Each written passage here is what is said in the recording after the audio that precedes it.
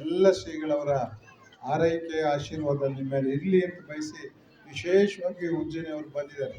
ನನಗೆ ಅವ್ರ ಬಗ್ಗೆ ಬಹಳ ಗೌರವ. ನಮ್ಮಿಂದ ಒಂದ್ಸಲ ಸಣ್ಣ ತಪ್ಪಾಗಿತ್ತು, ನಾನು ಸಿರಾಕ್ ಹೋಗೋರು ಕ್ಷಮೆ ಕೇಳಿದವನು, ಮುಂದೆ ಕ್ಷಮಿಸ್ಬಿಡಿ, ನಮ್ಮಿಂದ ತಪ್ಪಾಗಿತ್ತು. ಇಲ್ಲ ನೀವು ಅದಕ್ಕೆ ಹೇಳ್ತೀರಿ, ನಿಮಗೂ ಅದಕ್ಕೂ ಸಂಬಂಧ ಇಲ್ಲ ಅಂತ ಹೇಳಿದ್ರು. ಹಾಗೆ ನಮ್ಮ ಕ್ಷೇತ್ರದಲ್ಲಿ ಏನಾರು ಆದರೆ ಎಲ್ಲೋ ಒಂದು ಕಡೆ ನಮ್ಮ ಜವಾಬ್ದಾರಿನೂ ತಪ್ಪುತ್ತೇನೋ ಅಂದ್ಕೊಂಡವ್ರು ಇವತ್ತು ಬಂದು ಇಲ್ಲಿ ಆಸೀನರಾಗಿದ್ದಾರೆ. ನಾನು ವಿಶೇಷವಾಗಿ ಅವರಿಗೆ ವಂದನೆಗಳನ್ನ ಅರ್ಪಿಸಿ ನನ್ನ ಮಾತು ಮುಗಿಸ್ತೀನಿ. ನಮಸ್ಕಾರ. ಸ್ವಾಮಿಯವರಿಗೆ ಧನ್ಯವಾದಗಳು. ಈಗ ಜಗದ್ಗುರು ಮಹಾಸನ್ನಿಧಿಯವರಿಂದ ಆಶೀರ್ವಾದದ ಚಿಕ್ಕನಾಯಕಹಳ್ಳಿ ಕ್ಷೇತ್ರಕ್ಕೆ ಹಾಸನದಿಂದ ಸೇವೆಯನ್ನು ಹರಿಸಿ ತಂದಂಥ, ಹೇಮಾವತಿ ನದಿ ನೀರನ್ನು ತಂದಂಥ ಆಧುನಿಕ ಭಗೀರಥ ಅದು ಜೆ.ಸಿ. ಮಾಧುಸ್ವಾಮಿಯವರು. ನಾಡು ಗುಡಿ ನೆಲ ಜಲ ವಿಚಾರ ಬಂದ ಶಾಸಕರು, ಮಾಜಿ ಶಾಸಕರು, ಮಾಜಿ ಸಚಿವರಾದಂಥ ಜೆ.ಸಿ. ಮಾಧುಸ್ವಾಮಿಯವರಿಗೆ ಜಗದ್ಗುರು ಮಹಾಸನ್ನಿಧಿಯವರಿಂದ ಆಶೀರ್ವಾದದ ಇದೀಗ ಮಾಡೋ ಸ್ಥಿತಿನೂ ಇದೆ. ನಮ್ಮ ಮಠಗಳ ಜೋಪಾನ ಮಾಡಿಕೊಡುವಂತ ಜವಾಬ್ದಾರಿನೂ ಇದೆ ಅನ್ನೋದನ್ನ ನಾವು ಮರಿಬಾರ್ದು. ಭಗವಾನ್ ಬುದ್ಧ ಒಂದು ಮಾತು ಹೇಳ್ತಾರೆ, ಮನುಷ್ಯ ಸುಖಕ್ಕೆ ಅಂತ ತಿಳ್ಕೊಂಡು ಬೇಕಾದಷ್ಟು ಸವಲತ್ತುಗಳನ್ನ ಸೃಷ್ಟಿ ಮಾಡ್ಕೋತಾನೆ, ಕೊನೆಗೆ ಆ ಸವಲತ್ತುಗಳೇ ತಿರುಗ್ಬಾಣ ಆಗಿ ಎಲ್ಲೋ ಒಂದು ಕಡೆ ಶಾಂತಿ ಬೇಕು, ಸಮಾಧಾನ ಬೇಕು ಅಂತ ಮರದ ಕೆಳಗೆ ಮಠಗಳ ಆಶ್ರಯಕ್ಕೆ ಹೋಗ್ತಾನೆ. ನಮಗೊಂದು ದಿವಸ ನಾವು ಮಾಡ್ಕೊಂಡಿರುವಂಥ ಸೃಷ್ಟಿ ತಿರುಗ್ಬಾಣ ಆಗುತ್ತೆ, ಎಲ್ಲೋ ಒಂದು ಕಡೆ ನಮಗೆ ಬೇಸರ ಆಗುತ್ತೆ. ಆಗೇನಾದ್ರು ಮನಸ್ಸನ್ನು ನಾವು ಸ್ವಲ್ಪ ಮಟ್ಟಿಗೆ ತಗೊಬಂದು ಇಟ್ಕೋಬೇಕು ಅಂದರೆ ಎಲ್ಲರೂ ಮಠಗಳ ಸಂಪರ್ಕ, ಪ್ರಕೃತಿ ಸಂಪರ್ಕನ ನಾವು ಇಟ್ಕೊಂಡಿರ್ಬೇಕಾಗುತ್ತೆ. ಅತ್ಯಂತ ಸಮಾಧಾನಕರವಾದ ಘಟ್ಟ ಅಂದರೆ ಮನಸ್ಸು ಸಮಾಧಾನ ಆಗುವಂಥ ಘಟ್ಟ. ಯಾರ ಮನಸ್ಸಿಗೆ ಸಮಾಧಾನ ಆಗುತ್ತೆ ಅವ್ರಿಗೆ ಮುಂದಿನ ಯಾವ ಹೋರಾಟ ಆಗಲಿ, ನಡಿಗೆ ಆಗಲಿ ಅಷ್ಟು ಕಷ್ಟ ಅನ್ಸೋದಿಲ್ಲ. ಮನಸ್ಸೇ ನಿಮಗೆ ಸಮಾಧಾನಕ್ಕೆ ಬರದೇ ಹೋದರೆ ಏನೇ ಮಾಡಿದ್ರು, ಏನೇ ದುಡಿದ್ರು ನೀವು ನೆಮ್ಮದಿ ಜೀವನನ ಸಾಗಿಸ್ಲಿಕ್ಕೆ ಆಗೋದಿಲ್ಲ. ಹಾಗಾಗಿ ನಾವು ಈ ಮನಸ್ಸಿನ ಮೇಲೆ ಕಡಿವಾಣ ಹಾಕ್ಕೋಬೇಕು, ಅದಕ್ಕೆ ಆದೇಶ ನೀಡಬೇಕು, ನಿರ್ದೇಶನ ನೀಟ್ಟು ಒಳ್ಳೆ ಕೆಲಸಗಳನ್ನ ನಾವು ಮಾಡಲಿಕ್ಕೆ ಅದು ನಮಗೆ ಮಾರ್ಗದರ್ಶನ ಮಾಡಬೇಕು. ಯಾರು ಆತ್ಮನ ಶುದ್ಧವಾಗಿಟ್ಕೊಂಡು, ಮನಸ್ಸನ್ನು ಶುದ್ಧವಾಗಿಟ್ಕೊಂಡು ಆಲೋಚನೆ ಮಾಡ್ತೀರಿ ಅವ್ರಿಗೆ ಮುಂದಿಂದೆಲ್ಲ ಭಾಸ ಆಗ್ಲಿಕ್ಕೆ ಸ್ಟಾರ್ಟ್ ಆಗುತ್ತೆ. ಇಂಗ್ಲೀಷಲ್ಲಿ ಇಂಟ್ಯೂಷನ್ ಅಂತೀವಿ, ಮನಸ್ಸಿಗೆ ಬರುತ್ತೆ ಇದೀಗಾಗ್ಬೋದು, ಹೀಗಾಗ್ಬೋದು, ಹಾಗಾಗ್ಬೋದು ಅಂತ.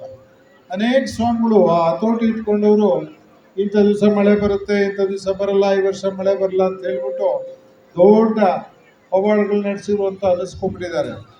ನಮಗೂ ಸಾಧ್ಯ, ಆನ್ಲೈನಲ್ಲಿ ಸಿಗುತ್ತೆ, ಇಂಟರ್ನೆಟ್ಗೆ ಹೋದ್ರೆ ಆನ್ಲೈನಲ್ಲಿ ಸಿಗುತ್ತೆ.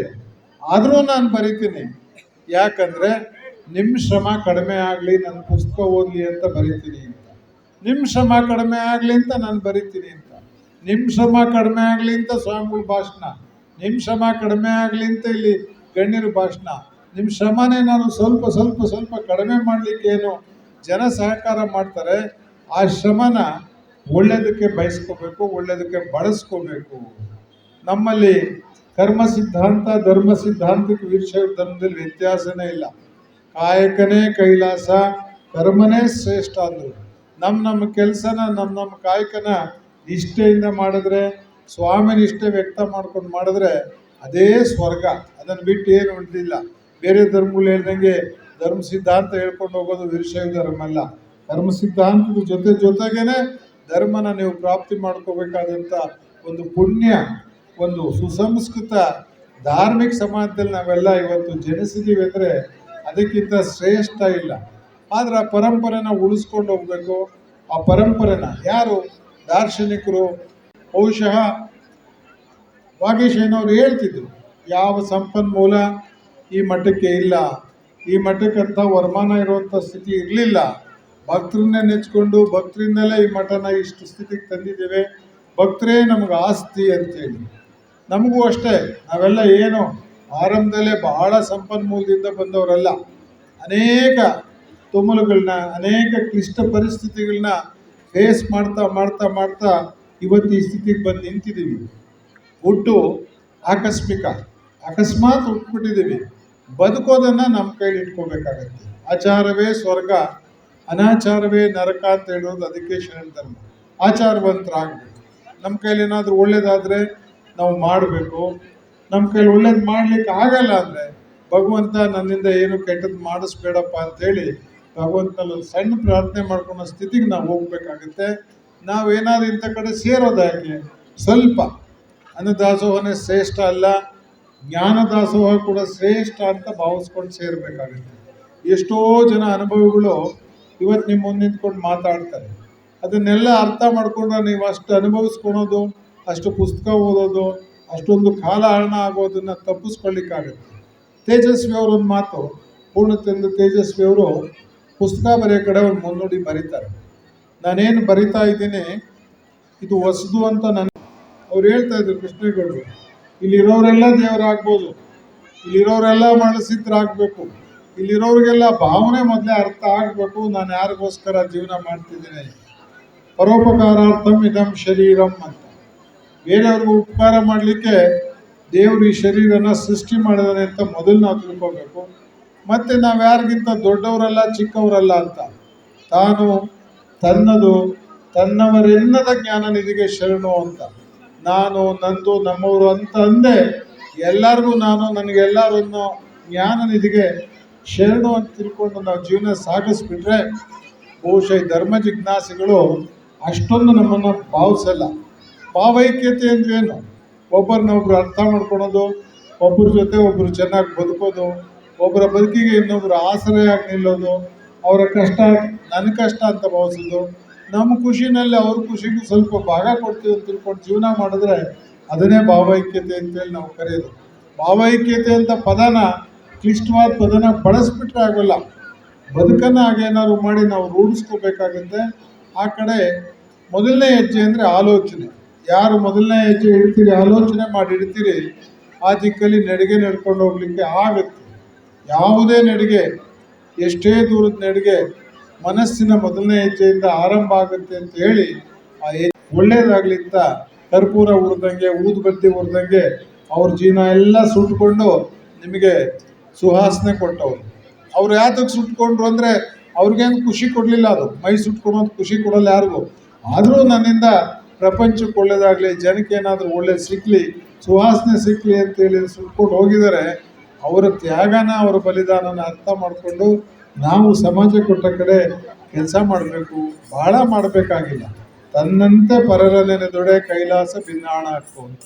ಬೇರೆಯವರು ನನ್ನಾಗೆ ಅಂತ ಅಂದ್ಕೊಂಡ್ಬಿಟ್ರೆ ಕೈಲಾಸ ಇಲ್ಲೇ ಇದ್ದಂಗಾಗುತ್ತೆ ಅಂತ. ಯಾರು ಕಷ್ಟದಲ್ಲಿದ್ದಾರೆ ಅವ್ರಿಗೆ ನಿಮಗೆ ಶಕ್ತಿ ಇದ್ದರೆ, ದೇವರು ಕೊಟ್ಟರು ಅನುಕೂಲ ಇದ್ದರೆ, ನಿಮಗಾಗಿ ಮಿಕ್ಕರೆ ಸ್ವಲ್ಪ ಅವ್ರ ಸೇವೆಗೆ ಮುಡಿಪಾಗಿಡಿ. ಅವ್ರನ್ನೇನಾದರೂ ನನ್ನಾಗೆ ಬೆಳೀಲಿ ಅಂತ ಒಂದು ಆಸೆ ಇಟ್ಕೊಳ್ಳಿ. ವಿವೇಕಾನಂದ ಒಂದು ಮಾತು ಹೇಳ್ತಾರೆ, ಈ ಸಮಾಜದಲ್ಲಿ ಸಮಾಜದ ನೆರವನ್ನೇನು ಪಡೆದ ಮೇಲೆ ಬಂದ ಆತ ಈ ಸಮಾಜದ ಋಣನ ಅವರ ಮಕ್ಕಳಿಗೆ ಏನಾದರೂ ಸ್ವಲ್ಪ ದಾರಿ ಇರಲಿಕ್ಕೆ ಪ್ರಯತ್ನ ಮಾಡಿದ್ರೆ ಹೋದರೆ, ಆ ರೀತಿ ಸಮಾಜನ ಎತ್ಕಟ್ಟಿ ಬೆಳೆಸ್ಲಿಕ್ಕೆ ಹೋಗದೆ ಇದ್ದರೆ ಆತನನ್ನು ಪಾತಕಿ, ಟ್ರೈಟರ್ ಅಂತ ಕರಿತೀನಿ. ನಾವೆಲ್ಲ ಏನು ಸಮಾಜದಿಂದ ಮೇಲೆ ಬಂದಿದ್ದೀವಿ, ಸಮಾಜದ ಋಣ ತೀರಿಸ್ಬೇಕಂದ್ರೆ ಶಕ್ತಿ ಇಲ್ಲದವ್ರಿಗೆ, ಅಗತ್ಯ ಇರೋರಿಗೆ ನಮ್ಮ ಕೈಯಲ್ಲಿ ಸೇವೆ ಮಾಡಬೇಕು. ನಮಗಾಗಿ ಮಿಕ್ಕಿದ್ದನ್ನಾದರೂ ಸ್ವಲ್ಪ ಮಟ್ಟಿಗೆ ಅವ್ರ ಉಪಯೋಗಕ್ಕೆ ಆಗಲಿ, ಸ್ವಲ್ಪ ಮಟ್ಟಿಗೆ ತ್ಯಾಗ ಮಾಡೋ ದೊಡ್ಡ ಬುದ್ಧಿನ ನಾವು ಕಲ್ತ್ಕೊಂಡ್ರೆ ದೊಡ್ಡವರಾಗ್ತೀವಿ. ನೋಡ್ಕೋಬೇಕು, simple living is divine living ಅಂತ. ಬುದ್ಧ ಏನೂ ಕೊರತೆ ಇರಲಿಲ್ಲ, ಆದರೂ ತಪಸ್ಸಿಗೆ ಹಾಕೋದ ಅಂದರೆ ಇದೇ ಅಜೀರ್ಣ ಆಗ್ಬಿಡ್ತು. ಇದ್ದಿದ್ದೇ ಅರಮನೆನೇ ಅಜೀರ್ಣ ಆಯಿತು. ನಮ್ಗೆ ಅನೇಕ ವಸ್ತುಗಳು ಅಜೀರ್ಣ ಆಗ್ತವೆ.